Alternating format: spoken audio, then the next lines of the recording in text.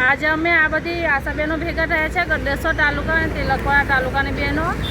3 મહિનાથી આશા વર્કર બહેનોનો પગાર નહીં થતો અને થાય તો નવેમ્બર ડિસેમ્બર મહિનાથી અનિયમિત પગાર થાય છે 2-3 મહિના થાય છે એટલે અમે સાહેબ મુખ્ય જિલ્લા અધિકારી સાહેબશ્રીને આવેદનપત્ર આપવા માટે આવ્યા છે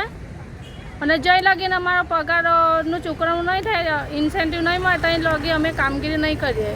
બંધ કરીએ છીએ કામગીરી ને અમને મોબાઈલ પર નહીં આપ્યો તો બી અમે ઓનલાઈન કામગીરી કરીને આપીએ છીએ અમારો શું કે મોબાઈલ ના હોય તો બી ઘરના કોઈ વ્યક્તિનો મોબાઈલ લઈને અમે કામગીરી કરીએ છીએ બધા જોડે કારણ કે અમે એકદમ ગરીબ વર્ગના ગામડાની બહેનો છે બધા જોઈએ મોબાઈલ ના હોય એટલે ઘરના કોઈ છોકરા કે છોકરીનો મોબાઈલ એનાથી પણ અમે કામગીરી કરીએ છીએ તો બી કામગીરી કરીને આપીએ છીએ ને ટાઈમે જે કામ માંગે એ અમે પૂરું કરીને આપીએ છીએ આખું ગઢેશ્વર તાલુકાની બધી બહેનો છે તિલકવાડા તાલુકાની પણ બધી બહેનો આવ્યા છે હા તમામ બહેનોને આજે 222 બહેનો જેવી ઉપસ્થિત અહીંયા આવી છે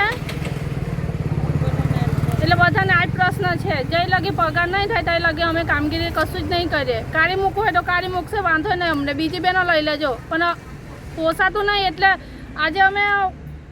ગામમાં કામ કરવા જઈએ તો બી 200-300 રૂપિયા હાજરી મળે છે તો અમને 2000માં શું લેવાનું કશું જ